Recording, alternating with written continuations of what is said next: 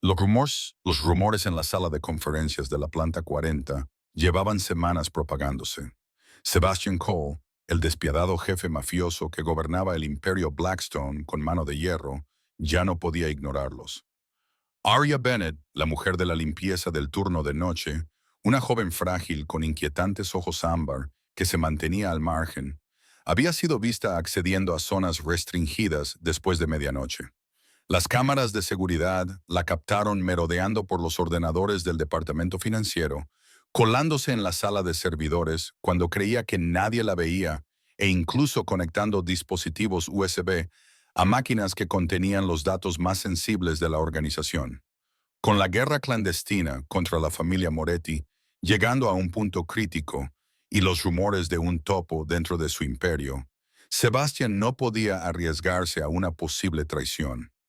En su mundo, los traidores solo tenían un destino. Esa noche, él mismo la seguiría. Lo que descubrió no solo cambiaría por completo su opinión sobre esta misteriosa señora de la limpieza, sino que también sacudiría los cimientos de todo lo que creía saber sobre la confianza, el sacrificio y la redención. Míralo hasta el final para comprender por qué a veces la persona más destrozada es la que tiene más fuerza, y por qué un poderoso jefe de la mafia que no confiaba en nadie decidió proteger a una mujer que no tenía nada que perder. Si esta historia te conmueve, dale al botón me gusta y compártela con alguien que necesite escucharla. Suscríbete y activa las notificaciones para no perderte nuestra próxima historia, porque a veces las personas más inesperadas nos enseñan las lecciones más importantes sobre lo que realmente importa en la vida.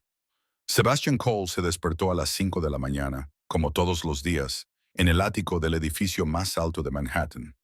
La luz de una ciudad que nunca dormía se filtraba a través de los ventanales de cristal reforzado y bañaba un espacio habitable de más de 300 metros cuadrados, diseñado por los mejores arquitectos del mundo. Todo era impecable, desde el sofá de cuero italiano negro, valorado en cientos de miles de dólares, hasta el cuadro abstracto de un famoso artista, colgado en la pared, pasando por el equipo de sonido que reproducía automáticamente música clásica suave cada vez que salía del dormitorio. Sin embargo, ninguno de esos lujos podía ocultar el frío que se filtraba en cada rincón de la casa. No había risas, ni calidez, solo el pesado silencio de un lugar demasiado grande para un hombre y un niño. Sebastián entró en el cuarto de baño de mármol y se miró en el espejo, el rostro frío marcado por una leve cicatriz que iba desde la sien hasta la mejilla izquierda, un rastro del intento fallido de asesinato 9 años antes. Sus ojos gris acero no mostraban cansancio, a pesar de que solo había dormido 3 horas la noche anterior. Su mente seguía dando vueltas a la misteriosa mujer de la limpieza y a las imágenes de las cámaras de seguridad. Acababa de ponerse su habitual traje negro de 3 piezas cuando se oyó un suave golpe en la puerta. Ethan estaba en la puerta del dormitorio de su padre. Su cabello negro ligeramente rizado, igual que el de Sebastian, todavía estaba revuelto por el sueño. Sus grandes ojos se levantaron con una tímida esperanza.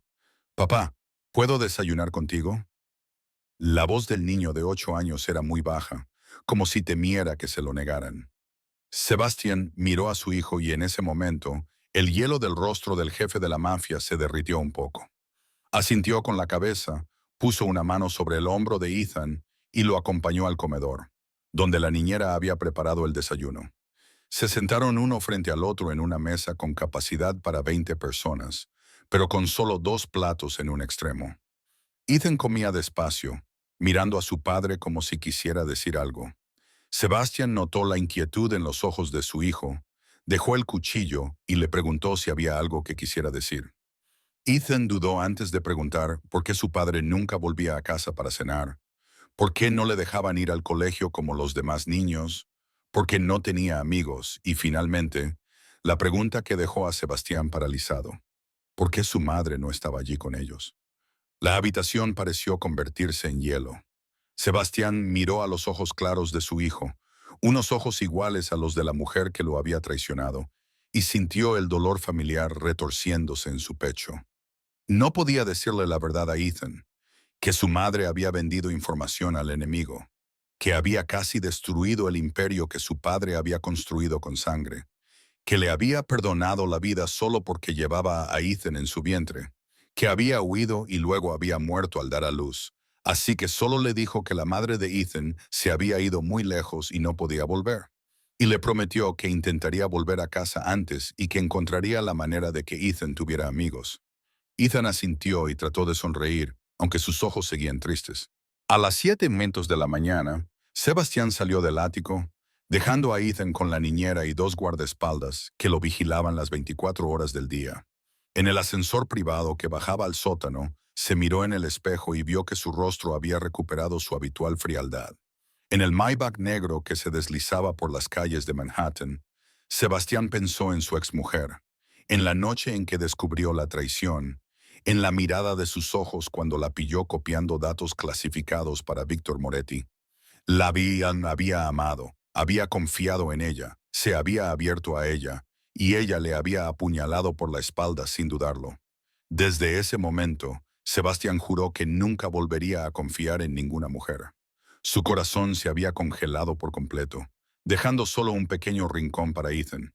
Y ahora se dirigía a Blackstone Empire para decidir el destino de una mujer de la limpieza con inquietantes ojos ámbar, a quien sospechaba de traicionarlo de la misma manera.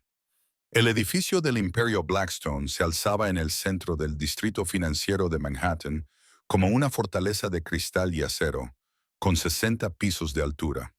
Su silueta se recortaba contra el cielo gris y apagado de una mañana de invierno.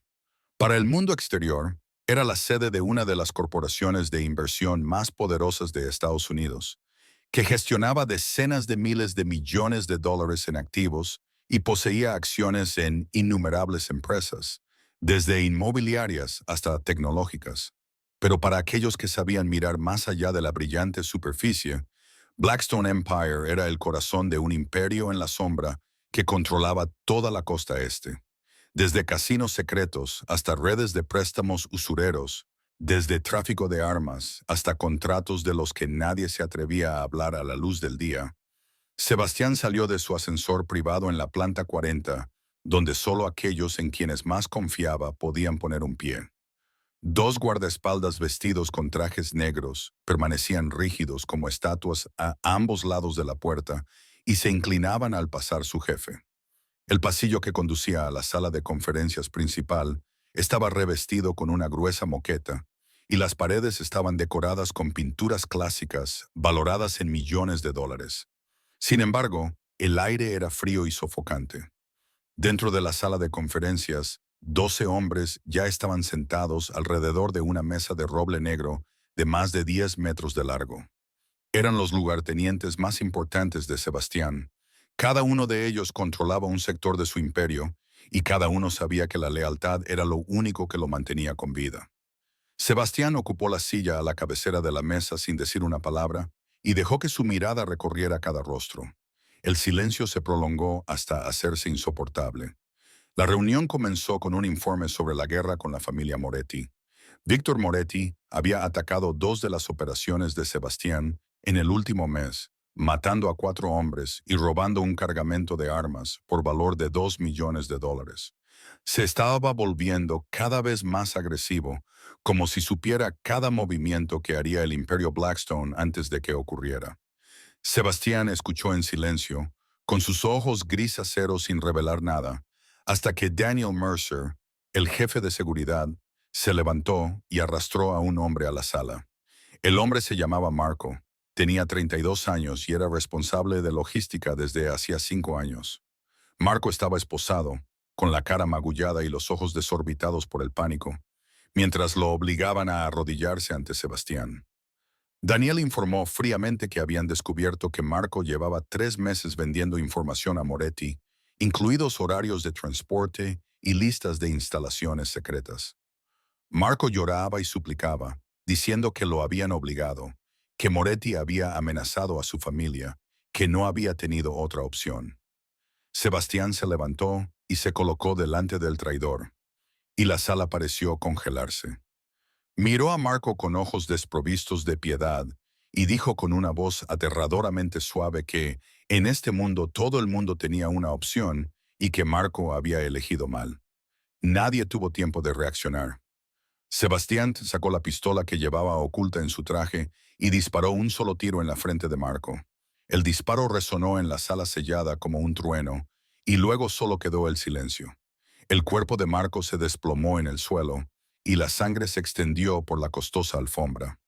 Sebastián guardó tranquilamente la pistola y volvió a su asiento como si acabara de terminar un tedioso trámite burocrático.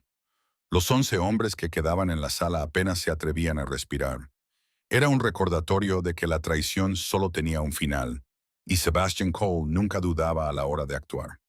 Después de que se llevaran el cuerpo, Daniel Mercer se quedó para informar a Sebastián en privado sobre otro asunto.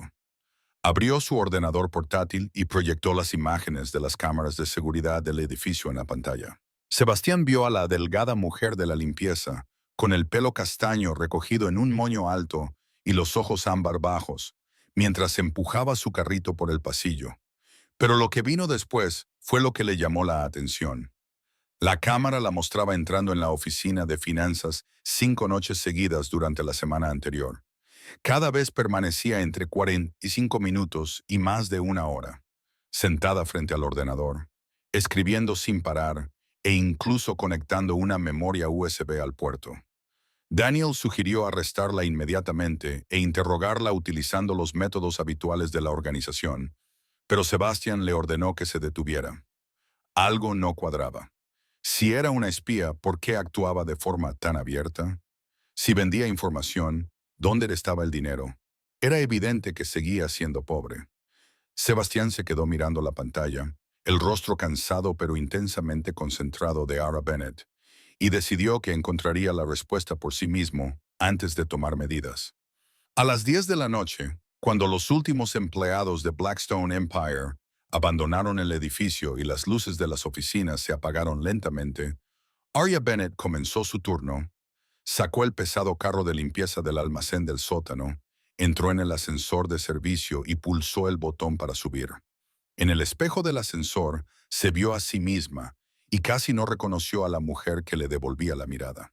El cabello castaño oscuro que antes peinaba cuidadosamente en los salones más caros de Nueva York, ahora lo llevaba recogido con una goma elástica barata.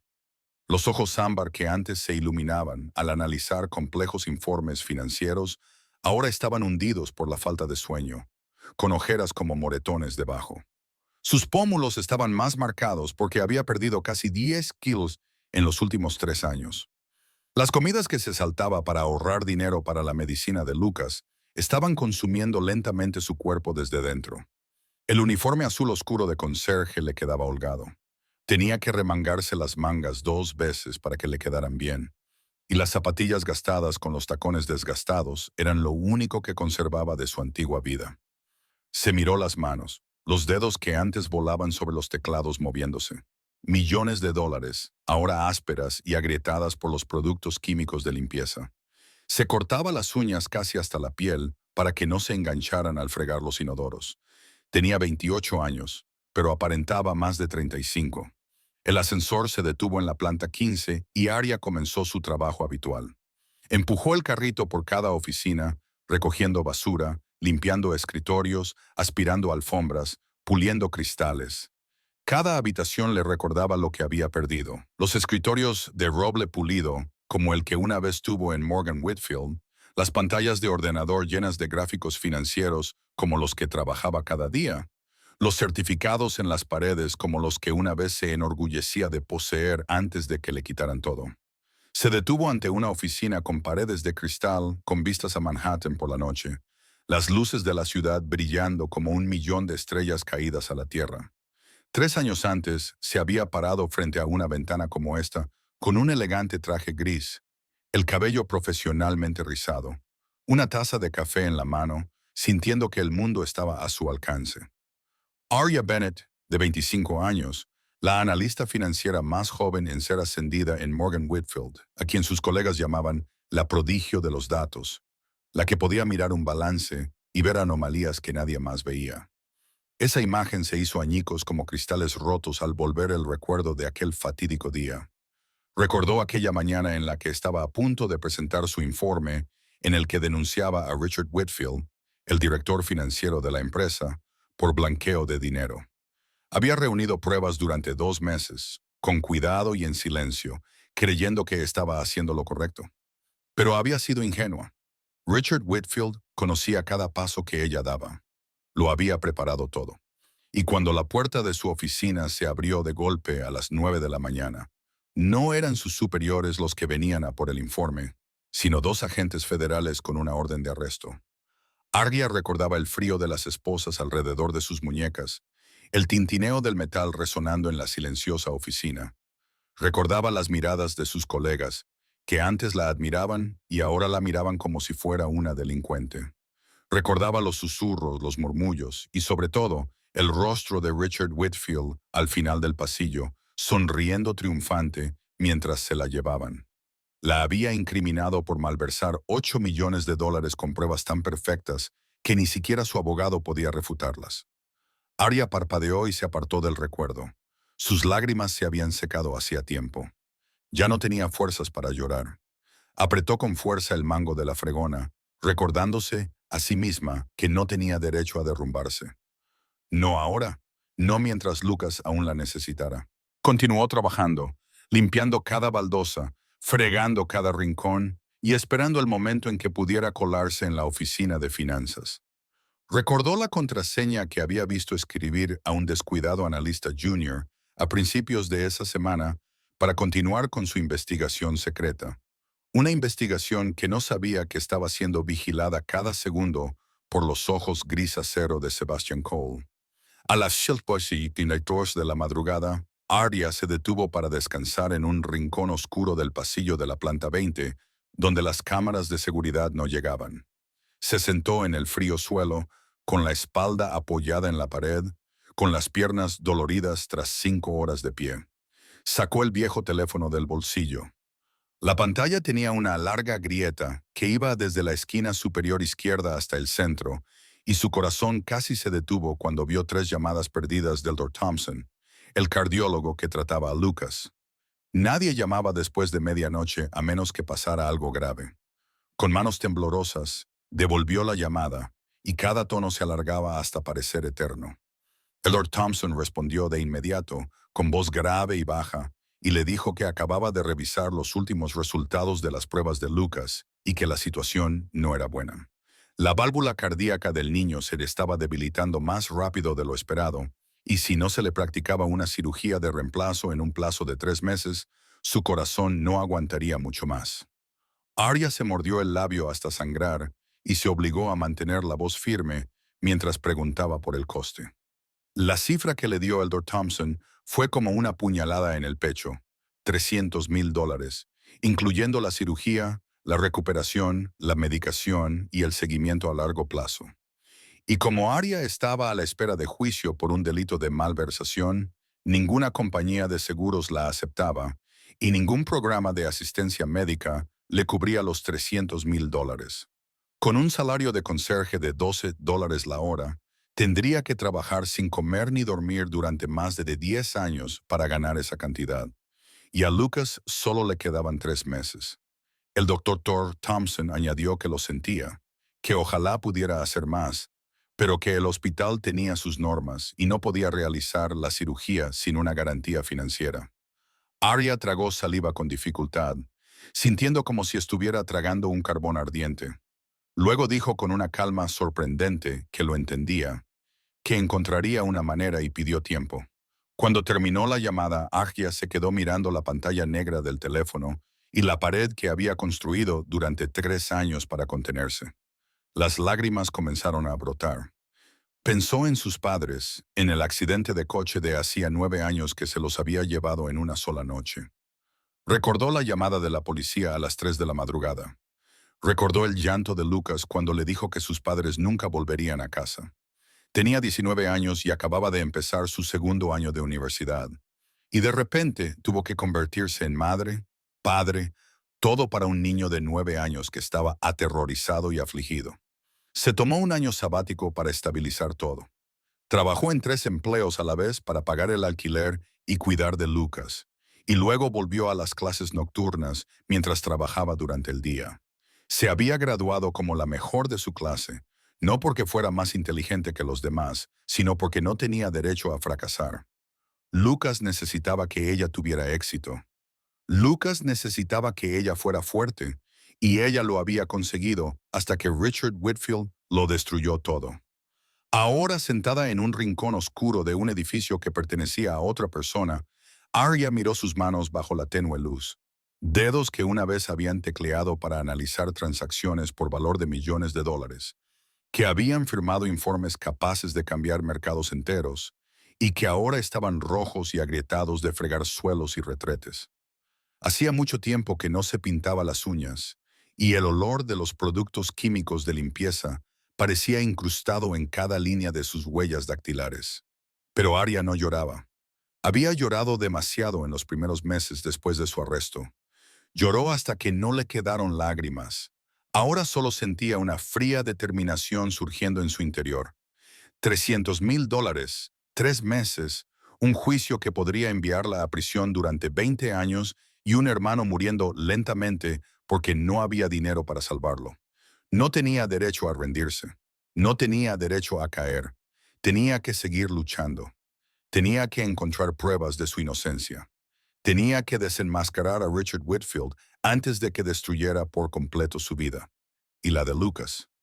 Arya se levantó, se secó los ojos, aunque no había derramado ninguna lágrima, y empujó su carrito de limpieza hacia el ascensor.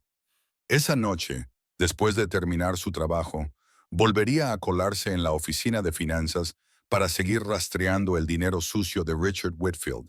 No sabía que, varios pisos más arriba, Sebastian Cole estaba sentado en la oscuridad de su oficina, observándola en directo a través de las cámaras de seguridad y esperando a ver qué haría a continuación.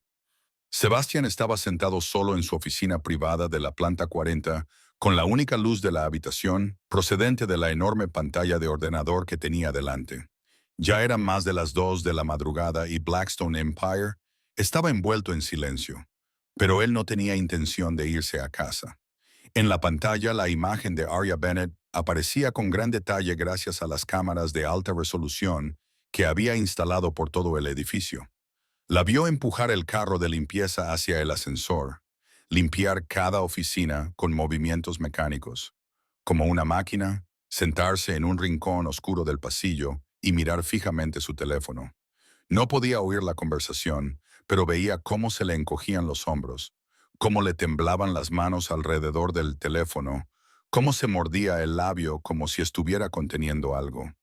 Sebastián rebobinó las imágenes un mes y volvió a ver el comportamiento de Arya noche tras noche una y otra vez. Llevaba horas haciéndolo, analizando cada detalle con la misma concentración que reservaba para sus enemigos más peligrosos. Y cuanto más veía, más sentía que algo no cuadraba en su hipótesis original. Si Arya fuera una espía de Moretti, ¿cómo actuaría? Sebastián había tratado con docenas de comerciantes durante sus 10 años de mandato y conocía bien sus patrones de comportamiento. Un espía profesional entraría y saldría rápidamente, copiaría los datos en cuestión de minutos y desaparecería sin dejar rastro. Cambiaría constantemente su horario para evitar ser detectado. Tendría un plan de escape si se sospechara de él. Pero Arya era completamente diferente. Entraba en la oficina de finanzas a la misma hora todas las noches, de 2:30 a 3:30 o 4 de la madrugada, como si siguiera una rutina fija. No copiaba los datos apresuradamente, sino que se sentaba durante horas frente al ordenador escribiendo sin parar, con la mirada fija en la pantalla y muy concentrada. Sebastián amplió su rostro a través de la cámara. No era el rostro de alguien que robaba información. Era el rostro de alguien que trabajaba, resolviendo un problema, buscando algo. Revisó otros ángulos de la cámara y siguió sus movimientos durante el último mes. No se puso en contacto con nadie sospechoso en el edificio. No se reunió con nadie fuera del horario laboral. No mostró ningún indicio de transferir información. Iba al trabajo, volvía a casa y eso era todo. Sebastián abrió el expediente de Arya Bennett. Era escaso, solo contenía la información más básica. 28 años, una dirección en Queens. No había ningún contacto de emergencia, excepto uno llamado Lucas Bennett, que figuraba como su hermano menor. No figuraba ninguna formación académica ni empleos anteriores. Era como un fantasma que había aparecido de la nada y había aceptado un trabajo de limpieza 3 años antes. Eso hizo que Sebastián sospechara aún más. Alguien sin pasado solía ser alguien que huía de algo. Pero si estaba huyendo, ¿por qué arriesgarse a acceder a los ordenadores de una organización mafiosa? La pregunta daba vueltas sin cesar en la mente de Sebastián, y odiaba no tener una respuesta. Avanzó las imágenes hasta esa noche y vio a Arya terminar la llamada telefónica en el oscuro pasillo. Vio cómo se quedó inmóvil durante un largo rato, con los hombros encorvados como si soportara un peso invisible, y luego se puso de pie con una extraña determinación grabada en su rostro cansado. Había algo en sus ojos, algo que Sebastián reconoció porque él mismo lo había tenido alguna vez. La desesperación de alguien que no tiene nada que perder, pero que sigue luchando por algo más importante que sí mismo. Daniel Mercer había sugerido arrestarla e interrogarla, torturarla si era necesario. Ese era el método habitual de la organización. Pero Sebastián se había negado, no porque fuera blando. Él nunca era blando, sino porque quería saber la verdad antes de actuar. La tortura podía hacer que la gente dijera cualquier cosa para escapar del dolor, pero no siempre era la verdad. Sebastián apagó la pantalla, se recostó en su silla y miró hacia la pared de cristal.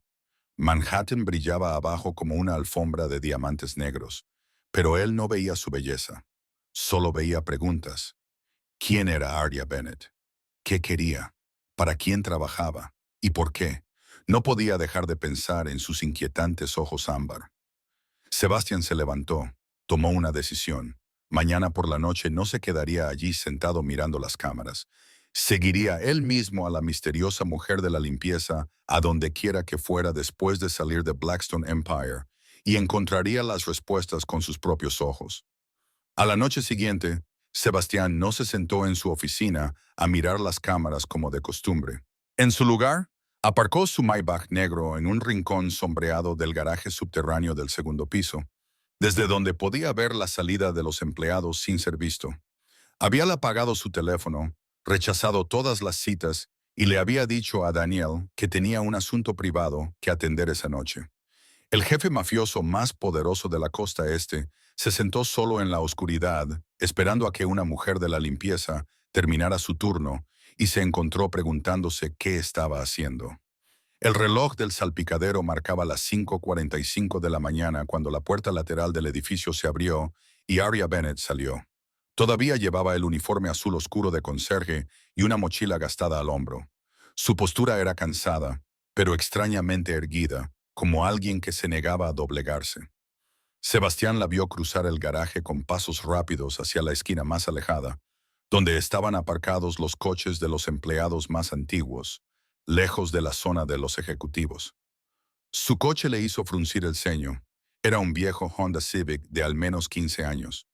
La pintura plateada se había descolorido hasta casi volverse gris, y se desprendía en algunas zonas de las puertas y el capó. Tenía una gran abolladura en la parte delantera, como si hubiera sufrido un fuerte golpe y nunca lo hubieran reparado.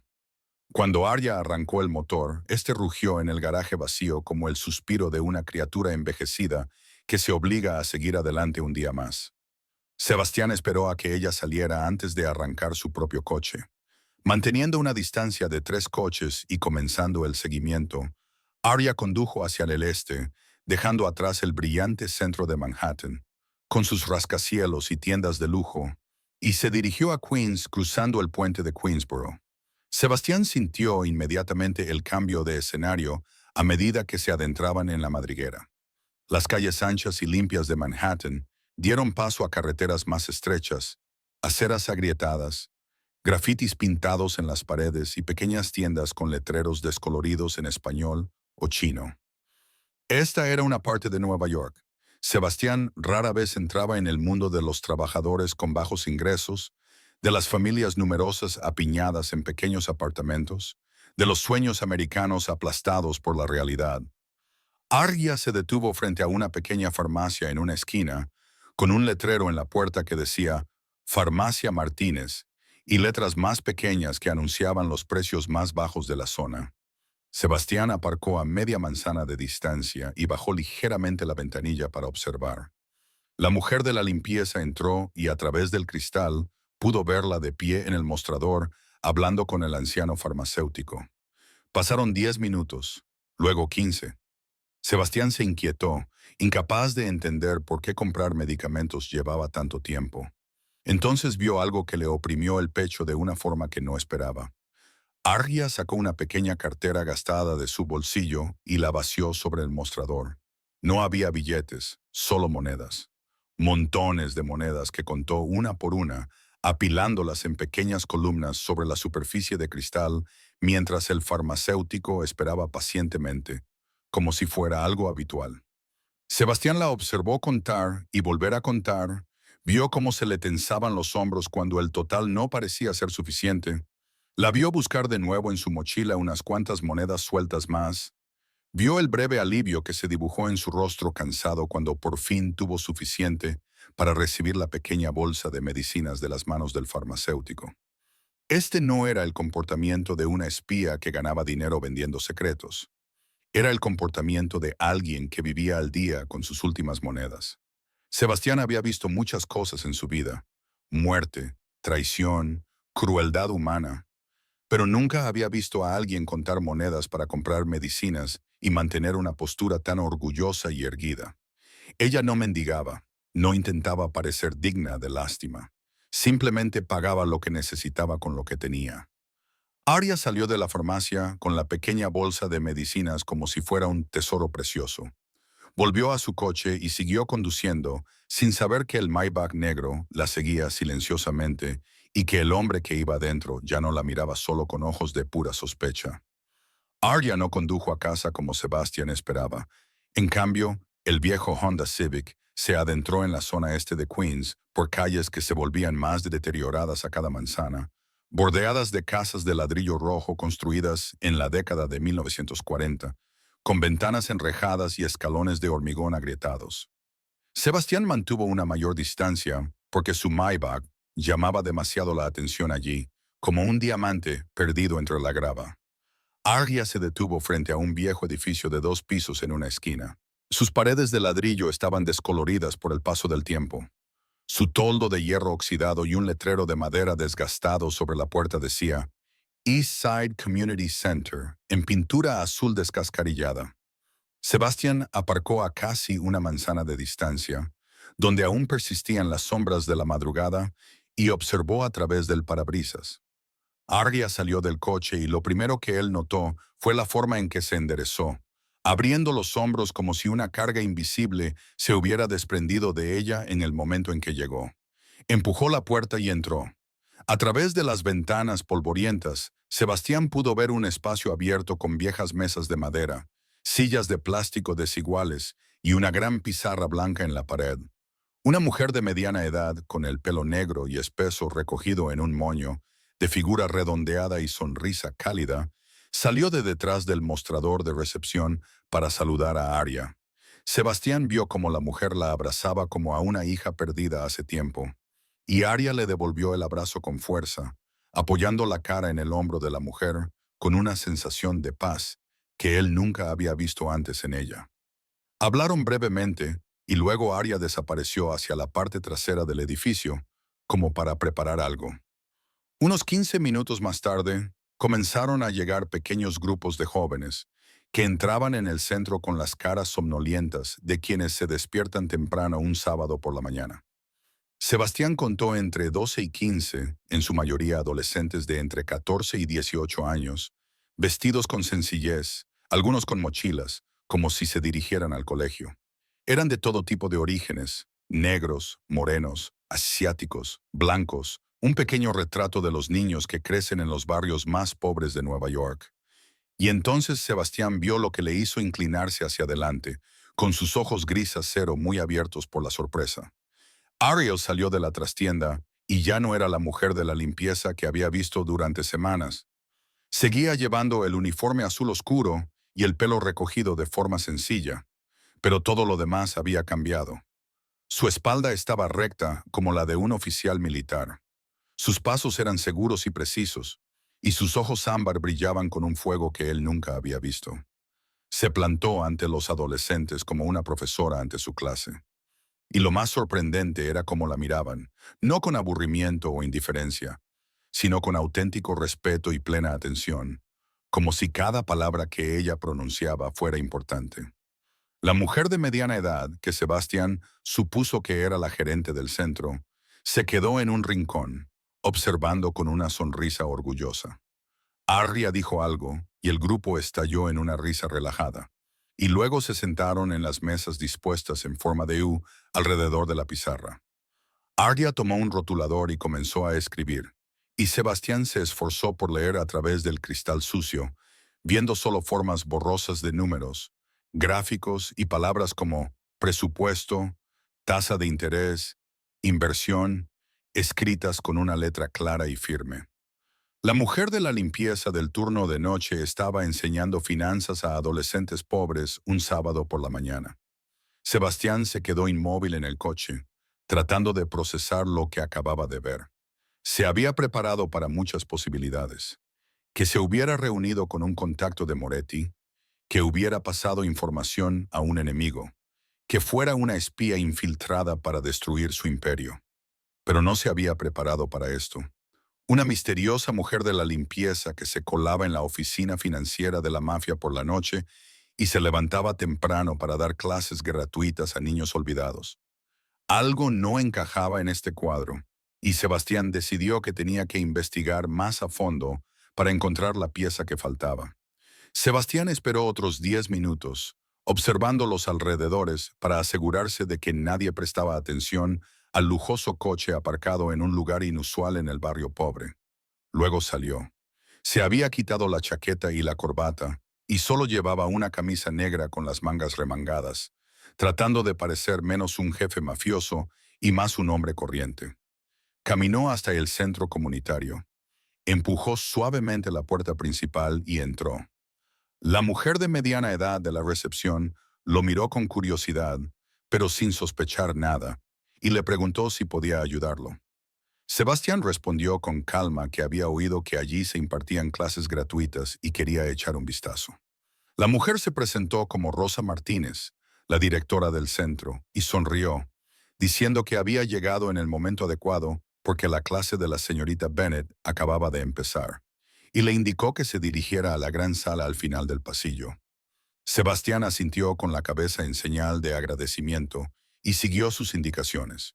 Pero en lugar de entrar en el aula, se detuvo en un rincón oscuro del pasillo desde donde podía observar sin ser visto. Desde allí tenía una vista perfecta de la sala, y lo que vio le dejó paralizado. Arya estaba de pie junto a la pizarra, con un rotulador azul en la mano, dibujando un complejo gráfico de curvas y flechas que se superponían entre sí.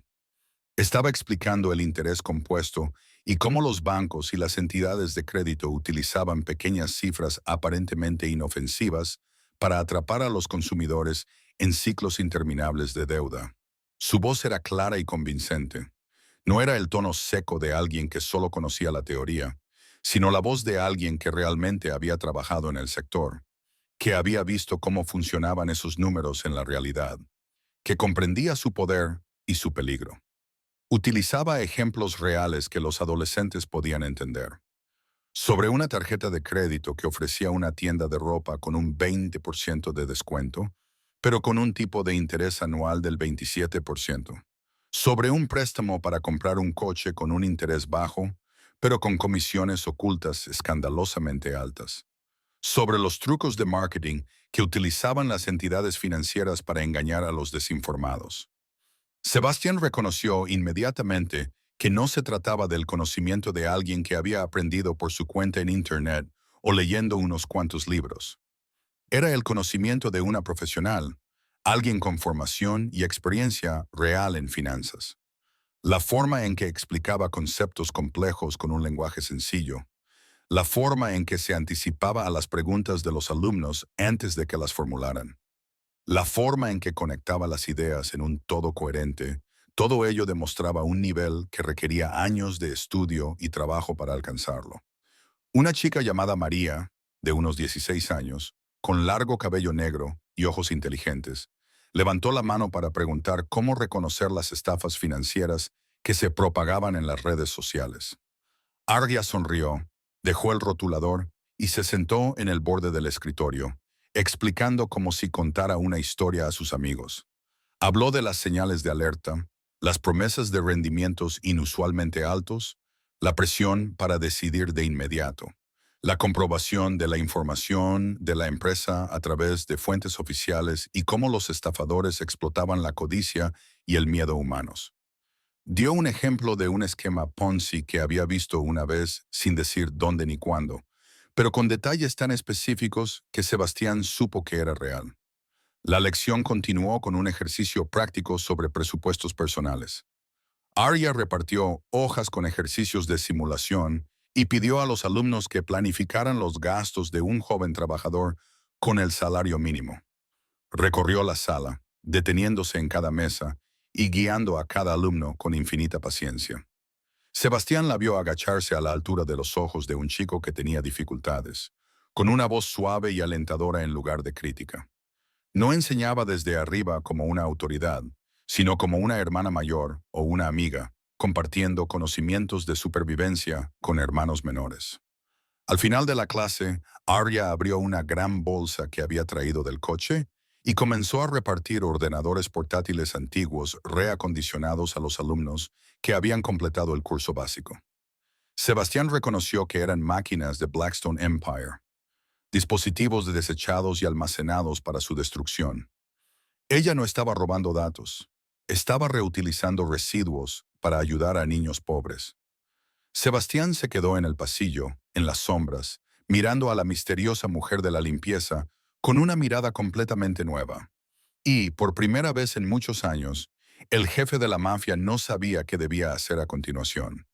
La clase terminó alrededor de las 9:15 de la mañana, después de casi 3 horas con Arya de pie frente a los alumnos sin descansar. Sebastián ya había abandonado su puesto de observación antes y esperaba en el estrecho callejón detrás del centro comunitario, donde supuso que Arya saldría para evitar las preguntas de Rosa Martínez sobre quedarse a desayunar. Y tenía razón.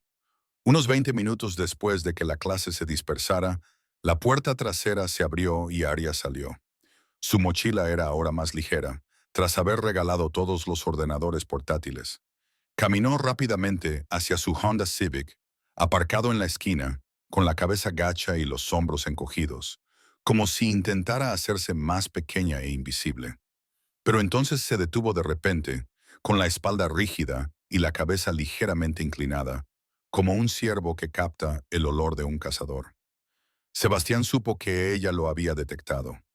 Su instinto de supervivencia era más agudo de lo que él había esperado. Arya se giró, sus ojos ámbar recorrieron el oscuro callejón, su mano derecha ya se deslizó dentro de su bolso y agarró algo con fuerza. No vio a Sebastián de pie bajo la sombra del toldo, pero sabía que había alguien allí. Su corazón se aceleró, su respiración se hizo más rápida y un solo pensamiento llenó su mente. Richard Whitfield la había encontrado. Él sabía que ella estaba investigando, sabía que estaba reuniendo pruebas, y ahora había enviado a alguien para silenciarla para siempre.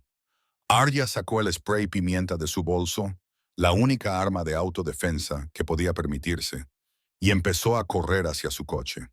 Pero solo había dado unos pasos cuando una figura apareció frente a ella. Saliendo de las sombras como un fantasma que tomaba forma, la débil luz de la calle iluminó su rostro y Arya se quedó paralizada. No era un hombre de Whitfield, era algo mucho peor. Los rasgos fríos y afilados como una cuchilla, los ojos gris acero sin emoción, la tenue cicatriz que le recorría la sien hasta la mejilla izquierda, la figura alta y poderosa con una camisa negra. Sebastian Cole, el jefe del Imperio Blackstone, el hombre del que sus compañeros conserjes hablaban con miedo, el hombre cuyo solo nombre hacía que los guardias más duros bajaran la mirada. Ella sabía que Blackstone no era una simple empresa de inversiones. Había visto indicios de actividades ilegales en las transacciones mientras investigaba a Whitfield, pero nunca había imaginado que se había topado con el nido de la mafia real. Y ahora ese hombre estaba frente a ella, bloqueándole la salida, mirándola como a una presa acorralada. Sebastián no dijo nada durante varios segundos, solo observó su reacción. Vio el destello de miedo en sus ojos ámbar, vio cómo apretaba los dedos alrededor del aerosol, pero también vio algo más. Ella no entró en pánico, no suplicó, no intentó hacerse la compasiva. Simplemente se quedó allí, con la espalda recta, mirándolo a los ojos como si estuviera evaluando a un oponente y calculando sus posibilidades de supervivencia. Y eso impresionó a Sebastián más de lo que quería admitir. Finalmente, habló, con una voz tan fría que cortaba el aire de la mañana. ¿Qué hace en mi oficina de finanzas todas las noches, señorita Bennett? No era una pregunta, sino una exigencia. Arya tragó saliva, con la garganta seca y amarga. Sabía que mentir era inútil. Un hombre como Sebastian Cole no seguía a nadie, a menos que tuviera pruebas suficientes. Decidió decir parte de la verdad, con la esperanza de que eso le diera unos minutos más de vida. Utilizo los ordenadores para dar clases online, dijo con la voz ligeramente temblorosa pero clara. Los ordenadores del centro comunitario son demasiado antiguos y no pueden ejecutar el software que necesito. Los de la oficina de finanzas son más potentes y nadie los usa por la noche. Sebastián frunció el ceño. Esa respuesta no era lo que esperaba, pero no lo explicaba todo. ¿Y el USB? Preguntó, sin cambiar el tono. ¿Qué estás copiando y llevándote? Arya se quedó en silencio. No podía contarle nada de su investigación, de cómo había rastreado el dinero sucio de Whitfield, de cómo algunas transacciones sospechosas parecían estar relacionadas con la propia Blackstone. Si se lo contaba, él pensaría que estaba investigando su organización y la mataría. O pensaría que sabía demasiado y la mataría de todos modos. En cualquier caso, moriría. Sebastián interpretó su silencio como una admisión de culpa. Se acercó hasta que menos de 1 metro los separaba, lo suficientemente cerca como para que ella pudiera oler su costosa colonia, lo suficientemente cerca como para ver las venas que se marcaban en sus antebrazos cuando los cruzaba. Su voz era ahora suave, aterradoramente suave. En mi mundo, señorita Bennett, los traidores solo tienen un final y no mueren rápidamente.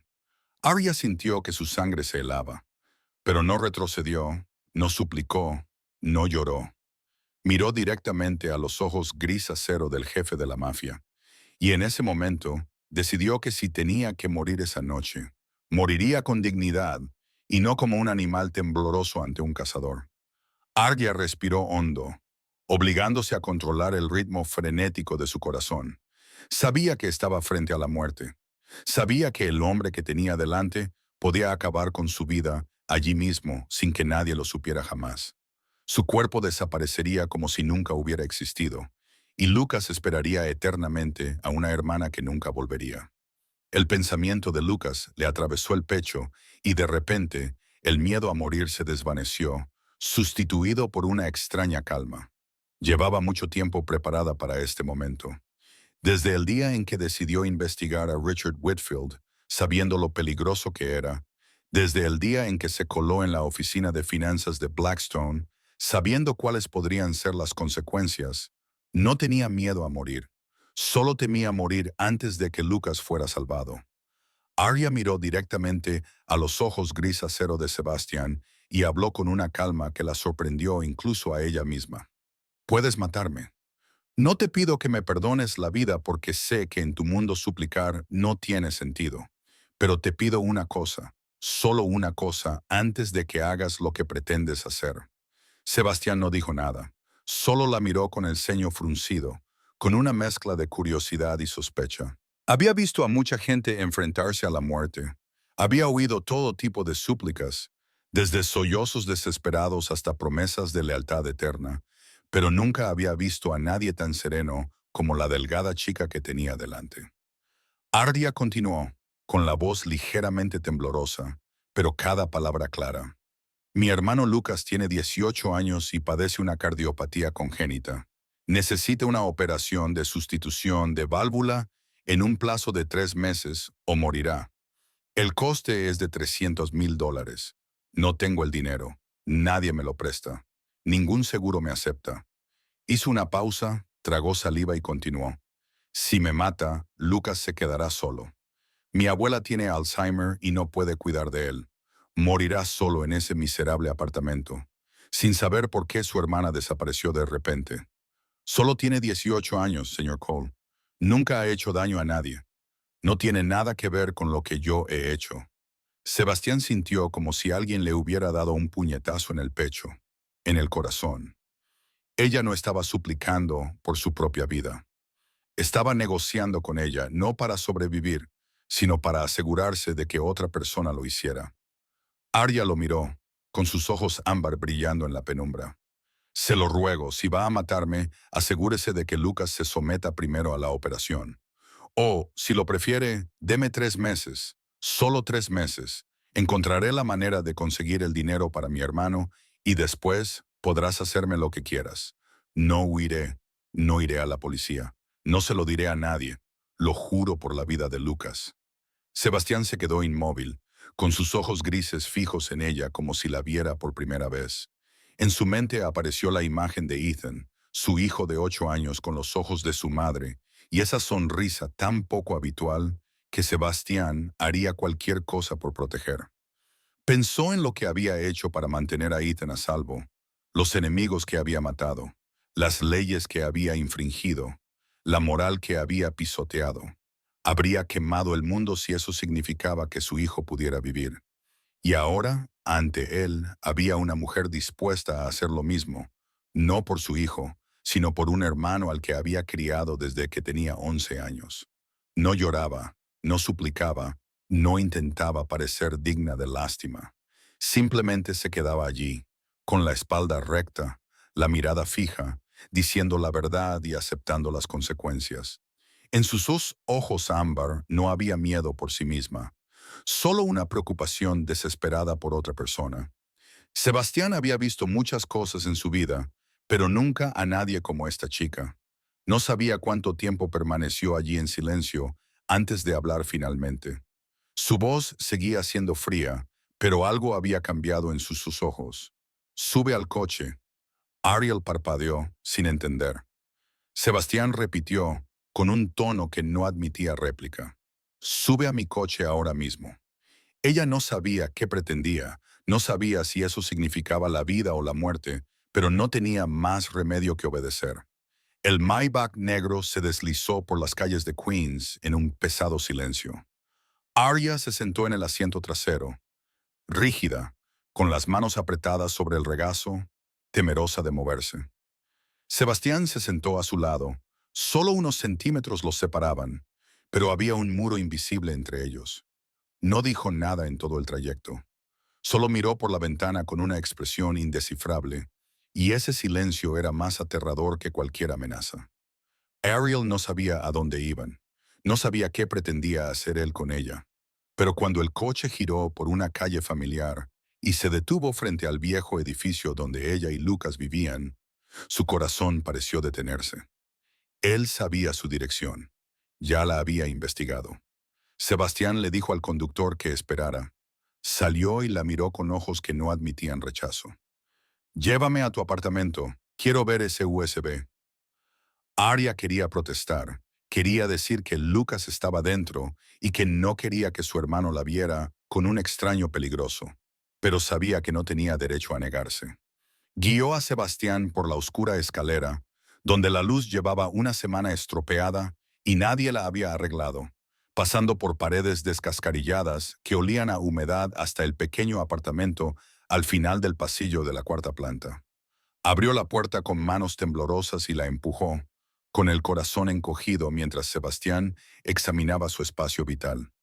Una pequeña sala de estar y cocina combinadas, un dormitorio, un baño, paredes amarillentas, una mancha de agua en el techo procedente del piso de arriba, suelos de madera viejos que crujían con cada paso, pero todo estaba limpio y ordenado. Fotos familiares cuidadosamente colocadas en la vieja repisa del televisor, un pequeño jarrón de plástico amarillo en la mesa del comedor, tratando de aportar color al espacio gris, y en el desgastado sofá de la esquina, Lucas dormía. Sebastián miró al delgado joven de 18 años acurrucado bajo una manta ligera, con el rostro pálido y los labios débiles. Un monitor cardíaco en la mesa junto a él, con números parpadeando constantemente.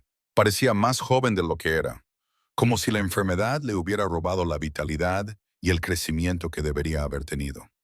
En el rostro dormido, Sebastián vio los rasgos de Arya, la misma curva de la nariz, la misma forma de los labios, y no pudo evitar pensar en Ethan, en cómo su propio hijo era pequeño y frágil y también necesitaba protección. Arya se llevó un dedo a los labios, pidiendo silencio a Sebastián. Luego entró suavemente en el dormitorio y regresó con un pequeño USB en la mano. Se lo entregó a Sebastián sin decir palabra y señaló el viejo ordenador portátil que había sobre la mesa de la cocina. Sebastián lo conectó y lo que apareció en la pantalla le hizo abrir los ojos como platos. Cientos de archivos perfectamente organizados en carpetas con nombres claros, gráficos de flujo de caja, análisis de transacciones sospechosas, listas de empresas ficticias, pruebas de firmas falsificadas, cada archivo nombrado por fecha y contenido, cada carpeta con un resumen que explicaba las conexiones.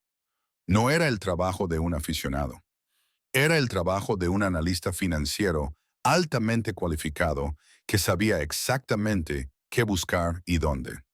Sebastián abrió la carpeta más grande y el nombre de Richard Whitfield apareció por todas partes.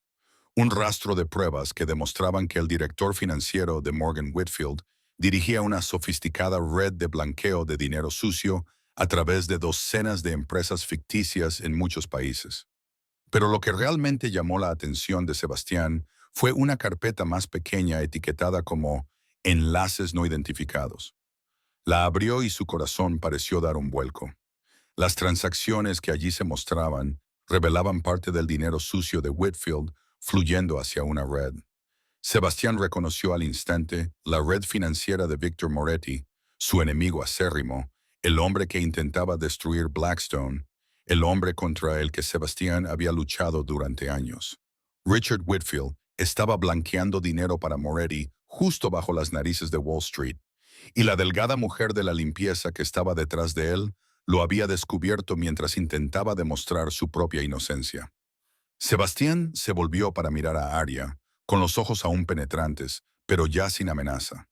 Ella no lo miraba. Observaba a Lucas en el sofá, con los ojos ámbar llenos de preocupación, como si temiera que la conversación despertara a su hermano y lo pusiera en peligro. Sebastián se dio cuenta, en ese momento, de que se había equivocado por completo con ella.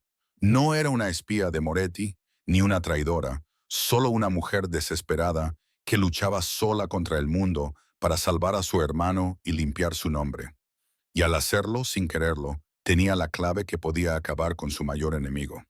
Volvió a mirar la pantalla del portátil, los números y los gráficos que ella había recopilado durante 3 años, y un plan comenzó a formarse en la mente del jefe de la mafia. Sebastián cerró el portátil y se volvió para mirar a Arya con unos ojos completamente diferentes a los de unas horas antes.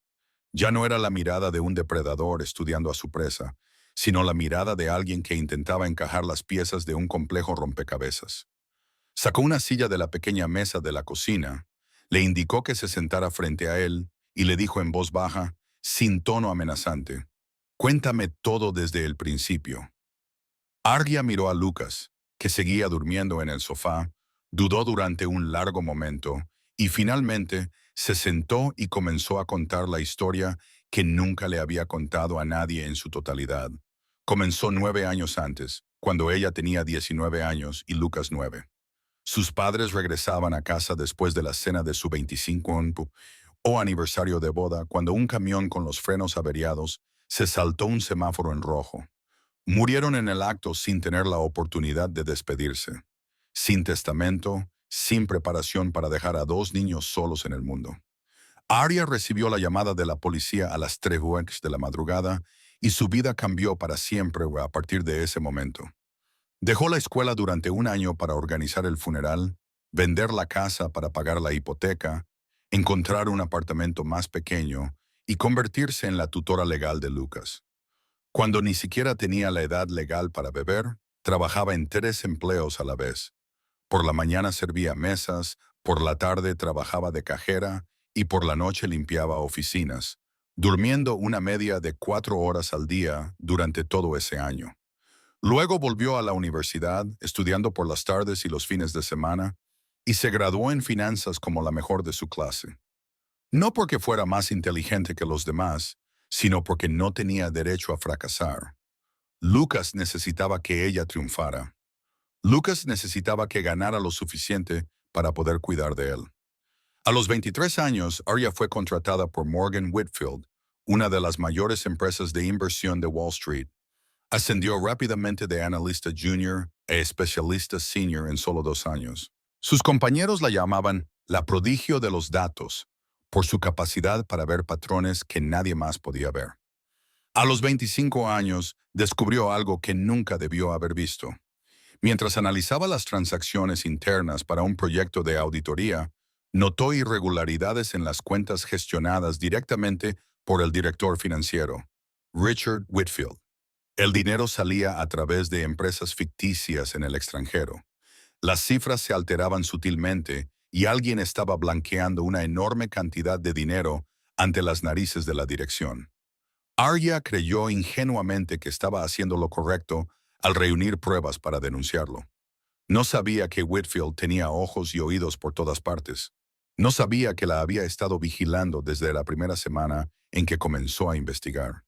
No sabía que había preparado una trampa perfecta para destruirla. El día en que debía presentar su informe, los agentes federales llegaron a su oficina a las 9 de la mañana con una orden de arresto por malversación de $8 millones de los fondos de la empresa. Las pruebas estaban perfectamente falsificadas: falsas firmas, falsos correos electrónicos, falsas transferencias, todo apuntando hacia ella. Arya recordaba la fría crueldad de las esposas cerrándose sobre sus muñecas, los susurros de los colegas que antes habían sido amigos y ahora la miraban como a una criminal, el paseo por el largo pasillo entre dos agentes, y al final de ese pasillo, Richard Whitfield, apoyado en la puerta, sonriendo con el triunfo de alguien que acababa de aplastar a una tía que se atrevió a desafiarlo. Los últimos 3 años habían sido un infierno. Arya fue puesta en libertad bajo fianza tras entregar todos sus ahorros, pero su reputación estaba destruida. Ninguna empresa contrataría a alguien bajo proceso judicial por delitos financieros. Sus amigos desaparecieron. El abogado que contrató se quedó con su dinero y renunció cuando vio lo difícil que era el caso. Vendió todo lo que tenía de valor: su coche, las joyas de su madre, solo para pagar el alquiler y comprar la medicina de Lucas. Finalmente, encontró trabajo como conserje en Blackstone Empire, el único lugar al que no le importaba el pasado de alguien que limpiaba baños. Y comenzó de nuevo desde cero, sola por las noches con un viejo ordenador portátil y las habilidades analíticas que nadie podía quitarle. El juicio se había pospuesto muchas veces porque no tenía abogado, pero se celebraría en un plazo de 6 meses. Si perdía, iría a la cárcel durante 20 años. Lucas se quedaría solo. Su abuela, en una residencia de ancianos con un Alzheimer cada vez más grave, moriría sin saber dónde estaba su nieta. Todo por lo que Arya había luchado, todo lo que había sacrificado perdería su sentido. Arya terminó y levantó la vista, con los ojos ámbar secos porque hacía tiempo que se le habían acabado las lágrimas. Sebastián estaba sentado frente a ella en silencio, con el rostro impenetrable. Pero en los ojos gris acero del jefe de la mafia, algo había cambiado. Una semana después de aquella fatídica reunión, Sebastián apareció en el centro comunitario del East Side por la tarde, justo cuando Arya había terminado de dar clase y estaba recogiendo sus cosas. No le sorprendió verlo, porque una parte de ella había estado esperando ese momento desde el día en que él se marchó de su apartamento. Después de escuchar toda su historia, él no la mató, no la amenazó de nuevo, solo se levantó y se marchó en silencio, dejándola con 1000 preguntas sin respuesta. Durante 7 días había ido a trabajar a Blackstone Empire como de costumbre. Seguía fregando suelos y limpiando baños, pero ya no se atrevía a entrar en la oficina de finanzas, sabiendo que él la vigilaba y que cada paso que daba quedaba registrado, y sin querer hacer nada que pudiera hacerle cambiar su decisión de dejarla vivir. Sebastián entró en el aula, ahora vacía, cerró la puerta tras de sí y la miró con una expresión que ella no supo descifrar. Dijo que lo había investigado todo y había confirmado que todo lo que ella le había contado era cierto. El caso de malversación, el historial médico de Lucas, su historial laboral en Morgan Whitfield, todo coincidía con su relato. Pero lo más importante era que los datos que ella había recopilado sobre Richard Whitfield revelaban una verdad que Sebastian llevaba años buscando. Whitfield estaba blanqueando dinero para Victor Moretti, el enemigo acérrimo de la familia Cole, y Arya, sin saberlo, tenía la clave para acabar con él. Sebastián le hizo su oferta, con la voz fría como siempre, pero con cada palabra clara y definitiva. Pagaría el coste total de la operación de Lucas, $300,000, que se transferirían directamente al hospital en un plazo de 24 horas. Contrataría a los mejores abogados de Nueva York para llevar su caso. Abogados que pudieran convertir lo negro en blanco y hacer que Richard Whitfield pagara por lo que había hecho. A cambio, Arya utilizaría sus habilidades de análisis financiero para ayudarle a rastrear toda la red de blanqueo de Moretti a través de las transacciones de Whitfield. Arya se quedó inmóvil, sin saber si sentir alivio o miedo. Esta era la respuesta a todas sus plegarias, la oportunidad de salvar a Lucas y demostrar su inocencia. Pero también entendía el precio. Aceptar significaba entrar en el mundo de Sebastian Cole, un mundo de mafia, sombras y secretos que podrían costarle la vida si se revelaban. Ya no sería una víctima inocente, sino una cómplice, aunque fuera indirectamente. Le preguntó por qué no la arrestaba y la interrogaba simplemente y se llevaba lo que necesitaba. ¿Por qué le ofrecía un trato justo, como si ella tuviera otra opción? Sebastián la miró durante un largo rato antes de responder, bajando la voz como si hablara más consigo mismo que con ella. Dijo que había visto suficientes traidores como para saber que ella no era uno de ellos. Había visto cómo miraba a Lucas, cómo estaba dispuesta a morir para que su hermano pudiera vivir, cómo había luchado sola durante 3 años sin rendirse. No necesitaba forzar a personas como ella. Necesitaba su cooperación voluntaria porque sólo así podía estar seguro de que ella le daría todo lo que tenía. Arya lo consideró en silencio, pensando en Lucas cada vez más débil, en el juicio que se acercaba, en el futuro oscuro que le esperaba si no hacía nada. Entonces pensó en sus manos, ásperas por fregar suelos, pero que aún recordaban cómo analizar datos financieros, aún capaces de hacer lo que mejor sabía hacer. Por fin, asintió, pero puso una condición. Lucas no debía saber nunca nada de este acuerdo. Su hermano tenía que creer que el dinero de la operación procedía de un fondo benéfico, que su hermana seguía siendo una simple mujer de la limpieza, que ningún jefe de la mafia estaba controlando sus vidas. Sebastián aceptó sin dudarlo y en ese momento, dos personas de mundos completamente diferentes formaron una alianza que nadie hubiera podido imaginar. Tras llegar al acuerdo, Sebastián trasladó a Arya a un apartamento seguro en el Upper East Side, donde podría trabajar sin que la molestaran. El lugar era espacioso y estaba totalmente equipado con tecnología moderna, desde ordenadores de alto rendimiento hasta múltiples pantallas grandes. Todo lo que un analista financiero podría soñar. Arya se mudó con Lucas después de decirle a su hermano que una organización benéfica los estaba alojando temporalmente mientras esperaban el juicio. Lucas no hizo muchas preguntas, demasiado enfermo para cuestionar el repentino cambio en sus vidas, y Arya estaba agradecida por eso, aunque le dolía el corazón cada vez que tenía que mentirle. 2 semanas después de que Arya comenzara a trabajar, una tarde, Sebastián vino al apartamento para ver cómo iban las cosas.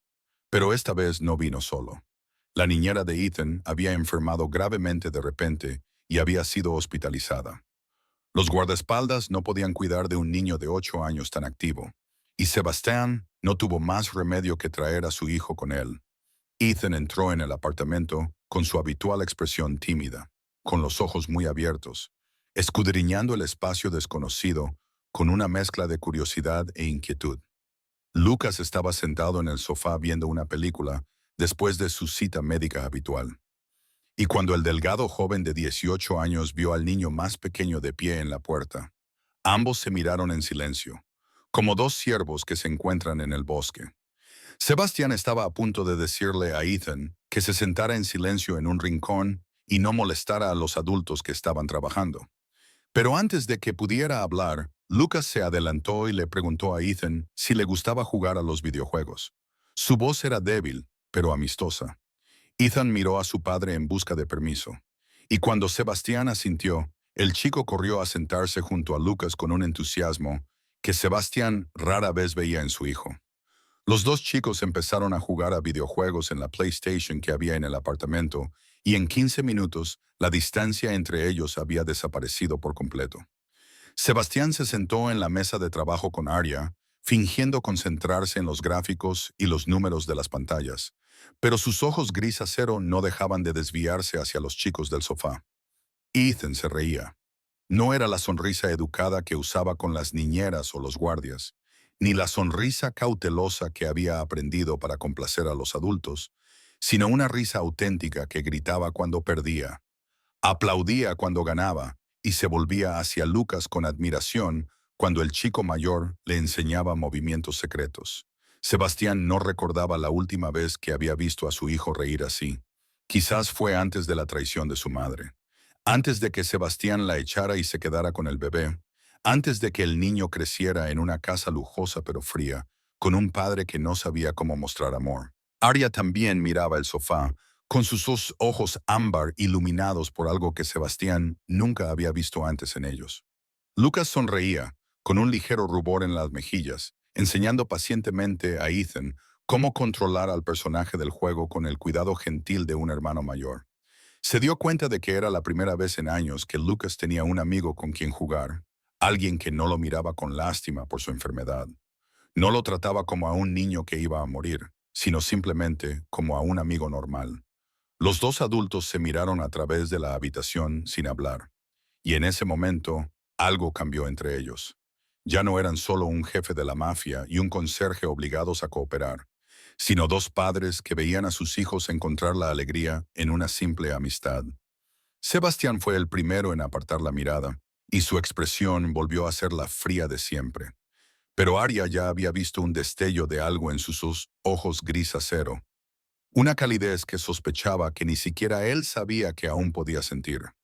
Las semanas siguientes trajeron cambios que Sebastián no había previsto, no en la investigación ni en la guerra con Moretti, sino en su interior.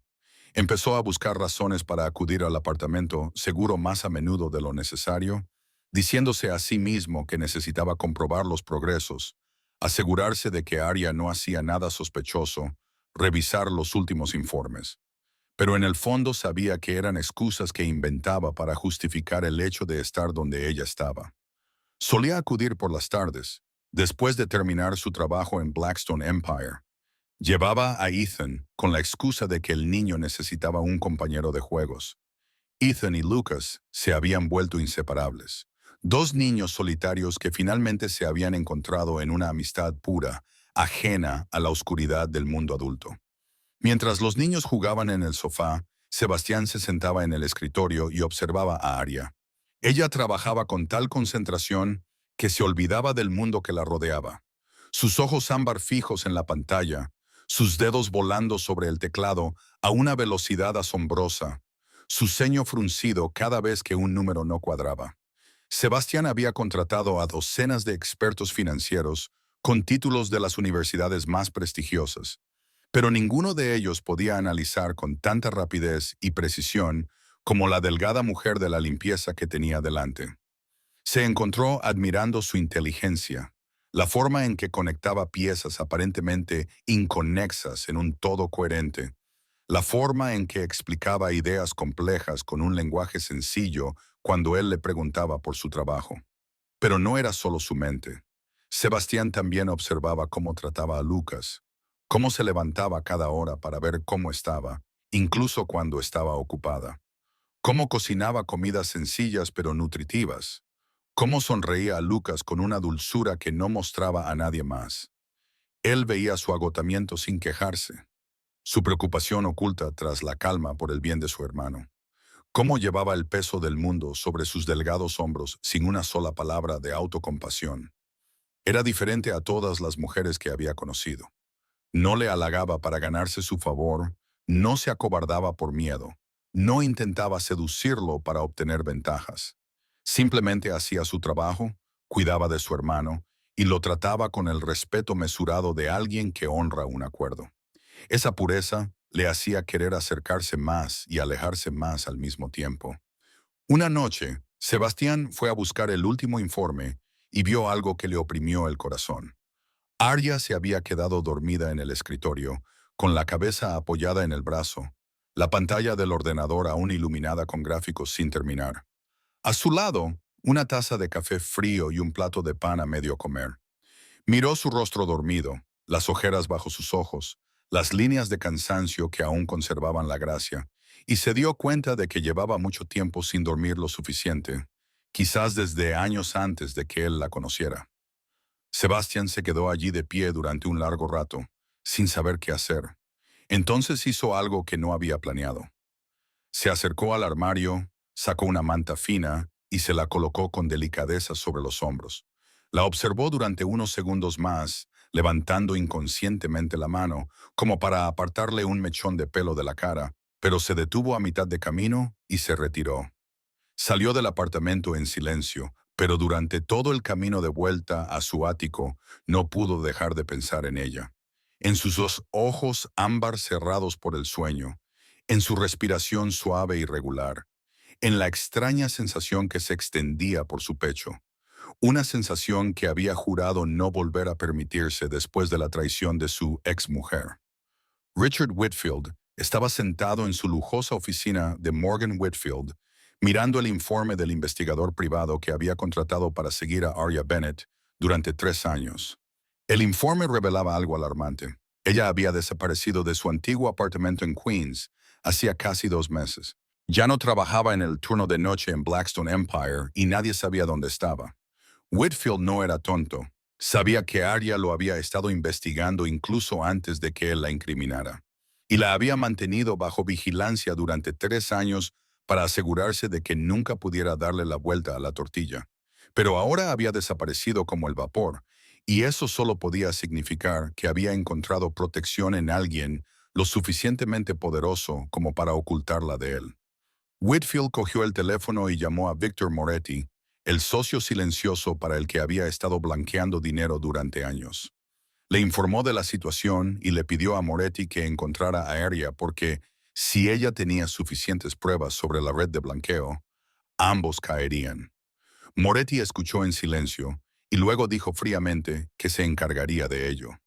2 días después, la gente de Moretti encontró a Arya en la residencia de ancianos Sunshine, donde vivía su abuela.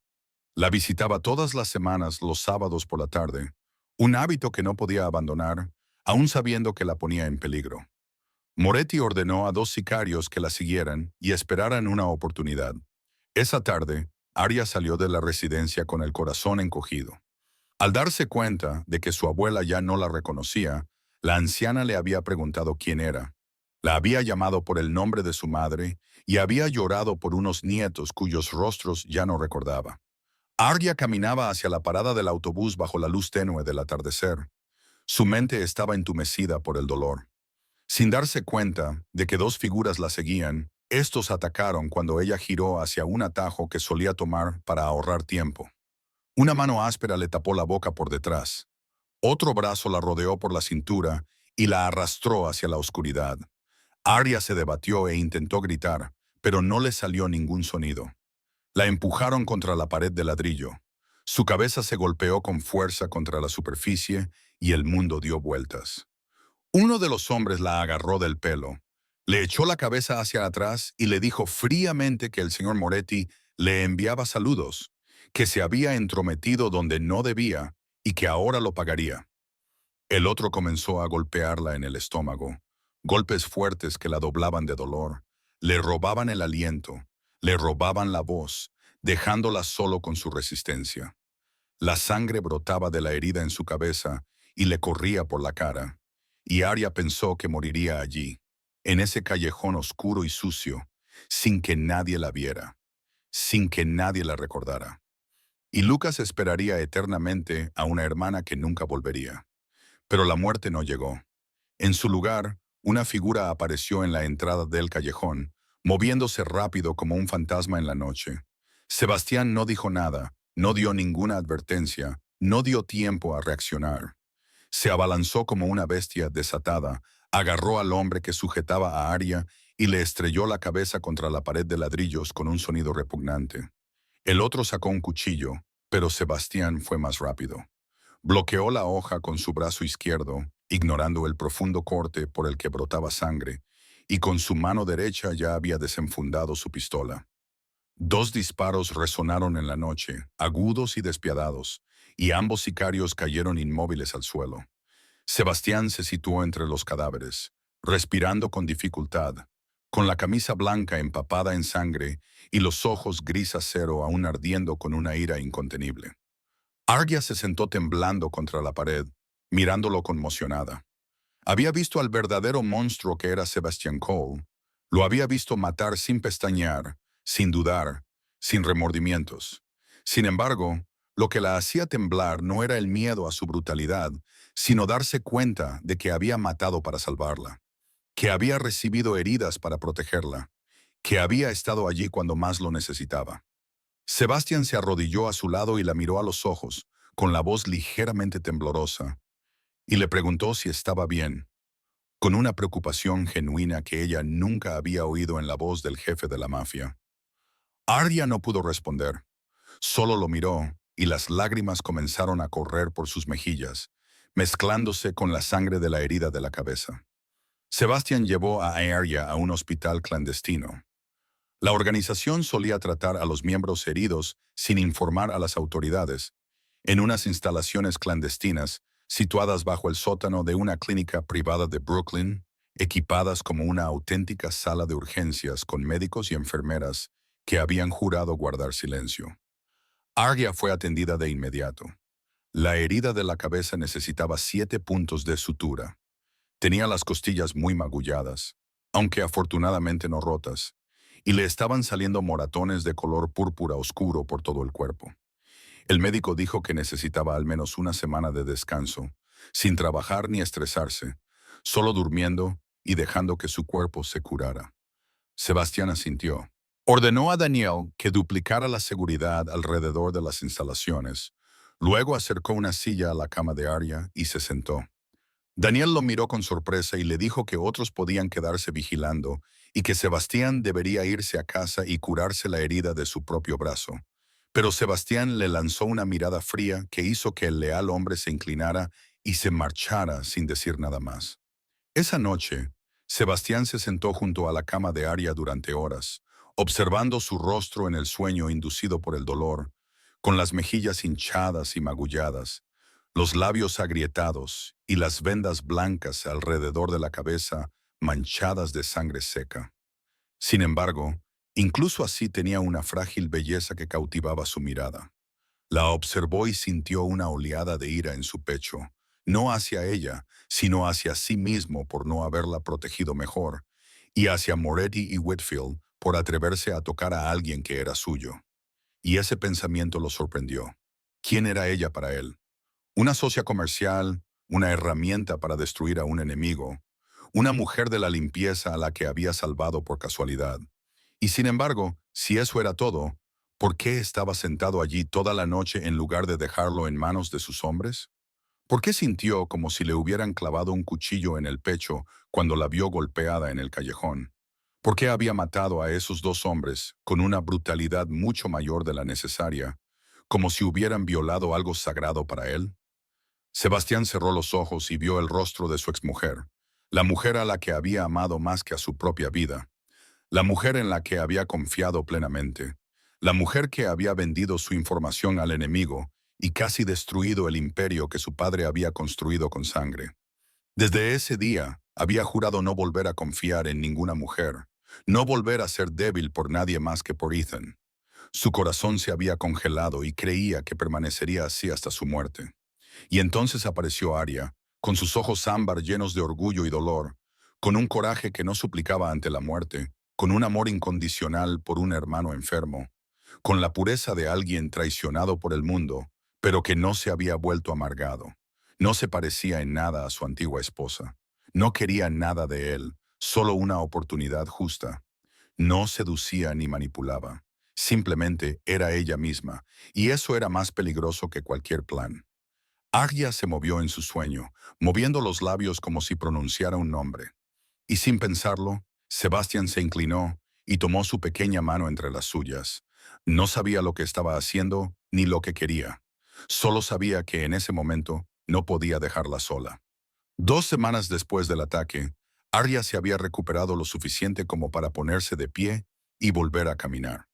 Aunque los moretones aún marcaban su cuerpo como silenciosos recordatorios de aquella terrible noche, no tenía tiempo para pensar en sí misma, porque había llegado el día de la cirugía de Lucas y el doctor Thompson había organizado la operación en el Mount Sinai Hospital, uno de los principales centros cardíacos de Nueva York, con el mejor equipo quirúrgico que el dinero podía conseguir. Y Sebastian se había asegurado de que, aunque nunca se lo había dicho directamente, esa mañana Arya llevara a Lucas al hospital a las 6:30 de la mañana para prepararse para la operación programada para las 8 Marlon. Y Lucas yacía en la cama del hospital, delgado y pálido, con su bata azul claro. Sin embargo, él le sonrió a su hermana con la sonrisa valiente que había aprendido a lo largo de los años, diciéndole que no se preocupara, que estaría bien, que cuando despertara quería pizza porque no había comido nada desde la noche anterior. Arya intentó devolverle la sonrisa, pero le temblaban los labios. Cuando las enfermeras llevaron a Lucas en silla de ruedas hacia el quirófano, tuvo que agarrarse a la pared para no desplomarse. La sala de espera era fría, con sillas de plástico duro y una luz fluorescente muy intensa. Y Arya se sentó sola en un rincón, con las manos apretadas, mirando fijamente la puerta del quirófano como si pudiera ver a través de ella a su hermano. Y pasó 1 hora, luego 2, luego 3, y cada minuto parecía una eternidad, y sentía que se moría lentamente dentro de la sala de espera.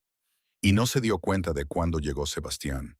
Solo se percató de que alguien se había sentado a su lado, y cuando se giró, vio los familiares ojos gris acero. Y él no dijo nada. No dio explicaciones, no preguntó, solo se sentó allí, con el brazo casi tocando el de ella, su presencia como una roca sólida en medio de la tormenta que se desataba en su interior. Y ella quiso preguntarle por qué había venido, decirle que no hacía falta que estuviera allí, pero no podía hablar, y solo lo miró. Luego volvió a mirar hacia la puerta, y de alguna manera su presencia suavizó un poco su miedo.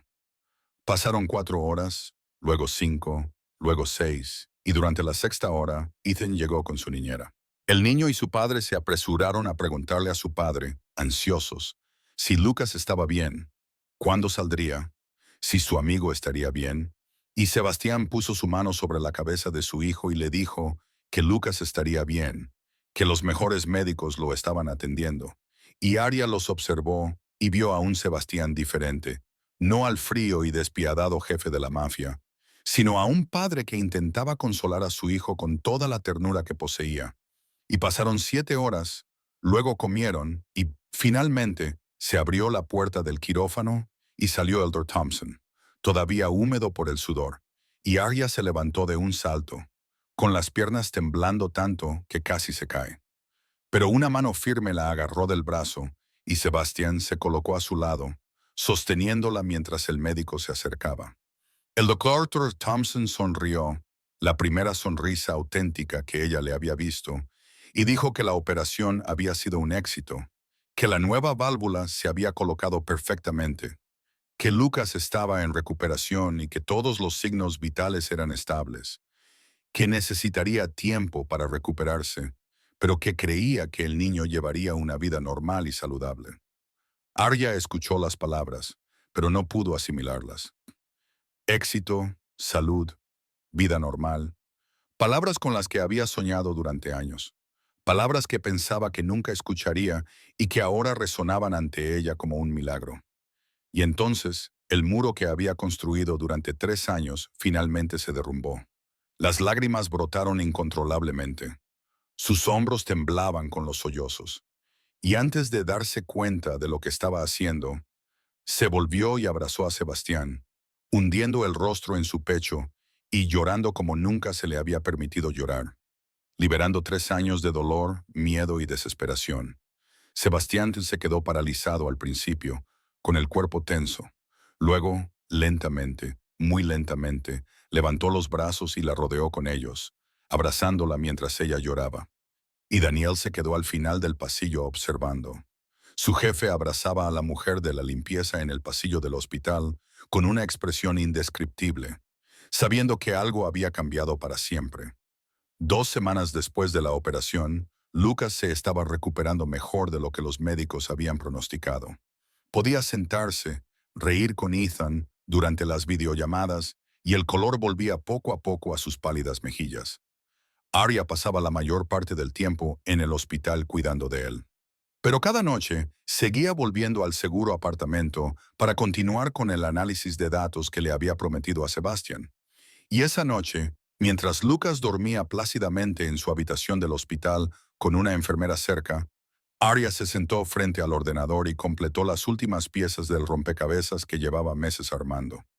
Rastreó toda la red de blanqueo de Moretti a través de las transacciones de Richard Whitfield, desde empresas ficticias en las Islas Caimán hasta cuentas bancarias secretas en Suiza, desde propiedades inmobiliarias falsas en Miami hasta inversiones fantasma en Europa. Todo cuidadosamente documentado y claramente analizado, lo suficientemente sólido como para enviar a Whitfield y Moretti a la cárcel durante décadas. Pero lo que dejó paralizada a Arya ante la pantalla no fueron las cifras del blanqueo. Mientras rastreaba las transacciones más recientes, encontró una gran transferencia desde la cuenta secreta de Whitfield a una red que reconoció como perteneciente a asesinos profesionales. La cantidad era de $5 millones enviados en 3 transferencias separadas la semana anterior, y la nota codificada, una vez descifrada, revelaba que el objetivo era Sebastian Cole. La fecha de la acción estaba prevista para este sábado, a solo 4 días, en un evento benéfico. Sebastian asistiría como invitado de honor. Arya se quedó inmóvil, mirando la pantalla, con la mente dando vueltas a 1000 por hora. Tenía todo lo que necesitaba. La prueba de su inocencia estaba completa. El abogado contratado por Sebastian había confirmado que, con esos documentos, el caso contra ella sería desestimado y Richard Whitfield se enfrentaría a la justicia. La operación de Lucas había sido un éxito y se estaba recuperando. Ya no le debía nada a Sebastián según su acuerdo original. Podía coger sus pruebas, sacar a Lucas de Nueva York una vez que estuviera lo suficientemente fuerte para viajar y desaparecer de ese mundo peligroso para siempre. Sebastián no se enteraría del complot para asesinarla hasta que fuera demasiado tarde. Y eso no era problema suyo. Él era un jefe de la mafia, un criminal, un hombre que vivía de la violencia y moriría por la violencia. Esa era la ley de un mundo al que ella no pertenecía. Pero cuando Arya imaginó marcharse sin decir nada, le vino a la mente la imagen de Ethan, el niño de 8 años con los ojos de su madre, el niño solitario que había encontrado en Lucas a su primer amigo y que le había preguntado cuándo se recuperaría para poder volver a jugar juntos. Si Sebastián moría, Ethan perdería a su padre, igual que Arya y Lucas habían perdido al suyo 9 años antes. El niño crecería en un mundo aún más frío, con un imperio mafioso sin líder y un sinfín de enemigos esperándole. Arya pensó en Sebastián, el hombre que la había salvado en el callejón, que se había sentado junto a su cama toda la noche mientras ella estaba herida, que había esperado con ella durante 8 horas durante la operación de Lucas, que la había abrazado mientras ella lloraba sin decir nada. Era un criminal, un asesino, el jefe de un imperio oscuro. Pero también era un padre que amaba a su hijo, un hombre traicionado por su esposa, cuyo corazón se había congelado, un hombre que le había dado una oportunidad cuando nadie más creía en ella. Arya cogió el teléfono y llamó a Sebastián, y cuando él respondió, le dijo con voz firme que necesitaba verlo inmediatamente, que había algo que él debía saber, que era un asunto de vida o muerte. Y Sebastián le preguntó si estaba bien.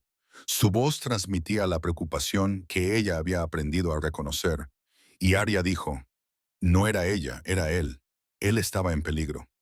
Sebastián escuchó a Arya contar todo lo que había descubierto sin cambiar de expresión, pero el gris acerado de sus ojos se oscureció como el cielo antes de una tormenta. Y cuando ella terminó, él solo le preguntó una cosa. ¿Por qué se lo había contado en lugar de marcharse una vez que ya tenía todo lo que necesitaba? Arya lo miró y respondió con calma que era porque él había salvado a su hermano, porque la había salvado a ella en aquel callejón aquella noche, porque Ethan necesitaba a su padre igual que Lucas la necesitaba a ella. No podía ver a un niño perder a la persona que amaba sin hacer nada cuando tenía el poder de impedirlo. Y Sebastián la estudió en silencio durante un largo momento. Luego asintió con la cabeza y salió del apartamento para prepararse para una guerra que sabía que decidiría el destino de todo el imperio Blackstone. Y el viernes por la noche, 2 días antes del asesinato planeado, Sebastian atacó primero. No esperó a que sus enemigos vinieran a por él. Llevó la guerra a sus puertas, y la unidad de élite de Blackstone se movilizó en secreto. 50 de sus hombres más leales y curtidos en 1000 batallas, armados y entrenados precisamente para este tipo de misión. Y su objetivo era la mansión de Victor Moretti en Long Island, donde éste celebraba una fiesta privada con sus lugartenientes para brindar por lo que creían que pronto sería la muerte de Sebastian Cole, y nunca esperaron que la presa se convirtiera en cazador.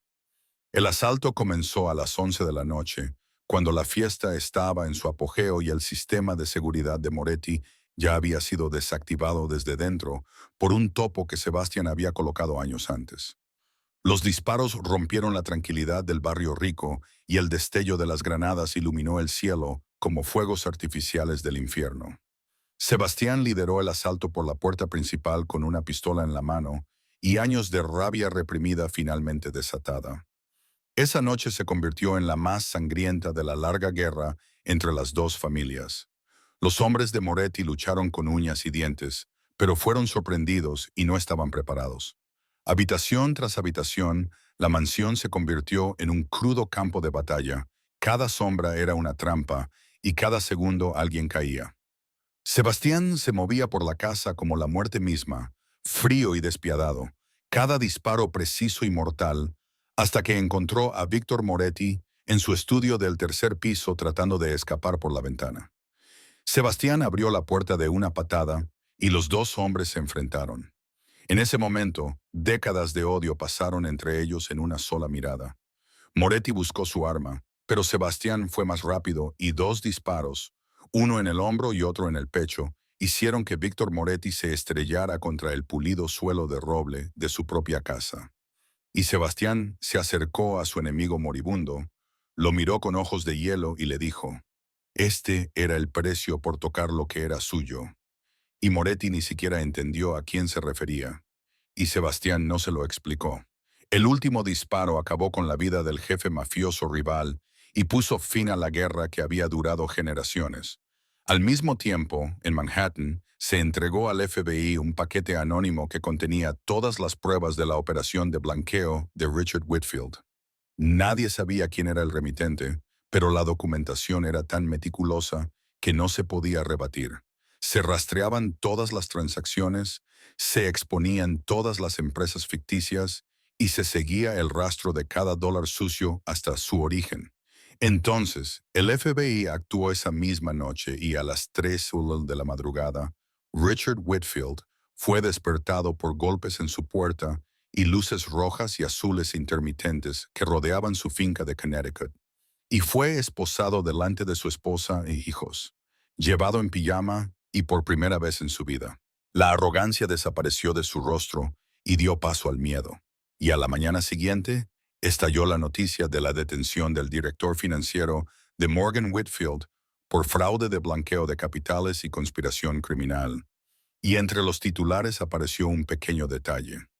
El caso de malversación contra la antigua empleada Arya Bennett estaba siendo revisado por los fiscales federales y era probable que fuera desestimado por completo, ya que nuevas pruebas demostraban que había sido víctima de una trampa deliberada. Arya leyó la noticia en su teléfono junto a la cama de hospital de Lucas y las lágrimas resbalaron silenciosamente por sus mejillas. 3 años. 3 años de dolor, vergüenza y desesperación.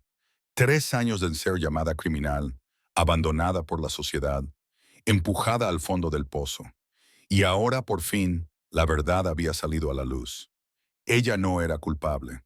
Nunca había sido culpable, y todo el mundo lo sabría.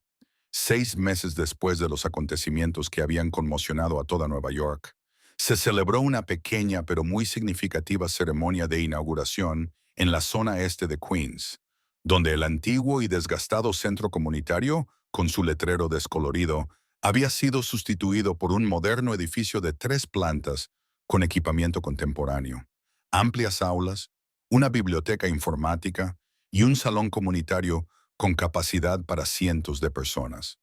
El nuevo letrero sobre la entrada brillaba bajo la suave luz del sol primaveral con las palabras Bennett Financial, Centro de Alfabetización, un nombre. Arya se había negado muchas veces, pero finalmente aceptó cuando Rosa Martínez y todos sus antiguos alumnos insistieron en ello. Y Sebastián llegó con Ethan, ambos vestidos con elegantes trajes negros, como reflejos más grandes y más pequeños el uno del otro, y el director de Blackstone Empire se situó en la última fila, tratando de no llamar la atención, aunque su presencia seguía provocando susurros. Y nadie sabía exactamente cuál era su relación con la joven directora del nuevo centro, solo que una enorme donación anónima había hecho posible la transformación. Y Lucas se sentó en la primera fila, completamente recuperado tras la operación, con las mejillas sonrosadas y una sonrisa radiante, mientras veía a su hermana subir al escenario, mientras a su lado Ethan saludaba a Arya con la emoción abierta de un niño que anima a su familia. Y los dos chicos se habían vuelto inseparables, pasando todos los fines de semana juntos y planeando constantemente nuevas aventuras. Y Arya se situó ante el micrófono, ya no como la mujer delgada y agotada que limpiaba con un uniforme demasiado grande, sino como una mujer segura de sí misma, con un elegante vestido azul marino, el pelo castaño peinado con esmero y los ojos ámbar brillando con luz propia. Nadie pensaba que aún pudiera estar allí 6 meses antes, y miró a la multitud, a las caras familiares de sus antiguos alumnos, a Rosa Martínez y a los padres que la habían apoyado durante los años más difíciles. Y comenzó a hablar de segundas oportunidades, de cómo la vida a veces nos empuja al fondo, no para destruirnos, sino para enseñarnos a salir de la oscuridad, de no juzgar a los demás por sus circunstancias actuales. Porque detrás de cada conserje puede haber un experto financiero injustamente tratado. Detrás de cada fracaso, un genio aún sin reconocer, y detrás de cada exterior frío, un corazón que anhela que se confíe en él. No mencionó a Sebastián, ni a Blackstone, ni la sangrienta noche, ni el arresto de Richard Whitfield, pero sus ojos lo encontraron al fondo de la sala, y cada palabra parecía escrita para él. Y la ceremonia terminó con un aplauso atronador y lágrimas de alegría. Y sus antiguos alumnos la abrazaron. Rosa Martínez lloró de orgullo, y Lucas corrió a abrazar a su hermana con toda la fuerza que le permitía su nuevo y sano corazón. Y cuando la multitud se fue dispersando poco a poco, dejando solo a los más cercanos a ella, Sebastián encontró a Arya de pie, sola, junto a la gran ventana que daba al barrio al que había pertenecido durante tantos años. Y se colocó a su lado, hombro con hombro, y observaron a Ethan y Lucas riendo juntos en el patio de abajo, con sus voces flotando como una canción de esperanza.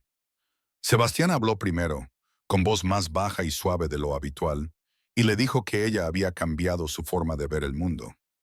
Arya se volvió hacia él, sus ojos ámbar se encontraron con los grises de acero, y le dijo que él había salvado su mundo. Se quedaron allí de pie durante un largo rato sin decir nada más, porque a veces el silencio entre dos personas que se comprenden lo dice todo, más que 1000 frases. Y entonces Sebastián hizo algo que nunca pensó que haría. 6 meses antes, extendió la mano y tomó la de ella. No fue el apretón de manos de un jefe y una empleada.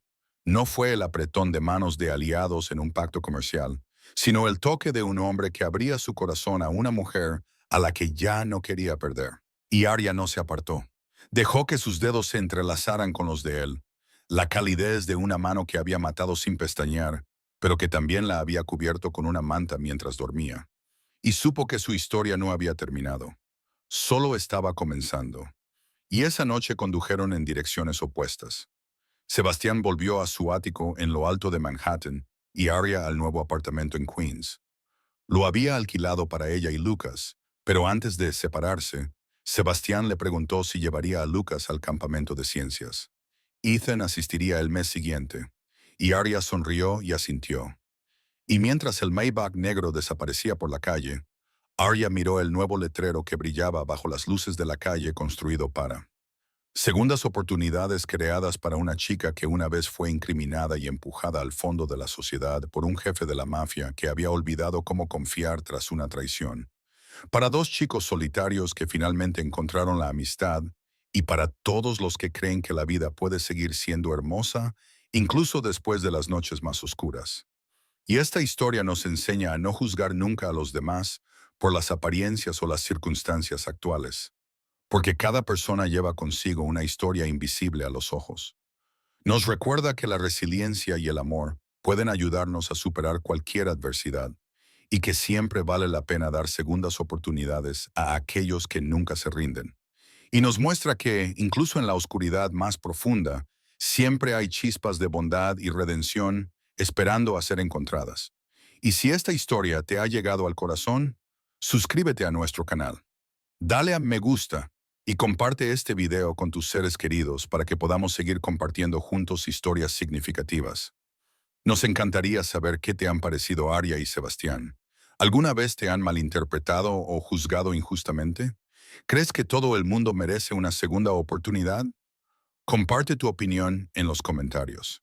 Estamos deseando conocer tus pensamientos y conectar contigo a través de cada historia. Gracias por quedarte con nosotros hasta el final de este video. Te deseamos a ti y a tu familia salud, felicidad y paz cada día.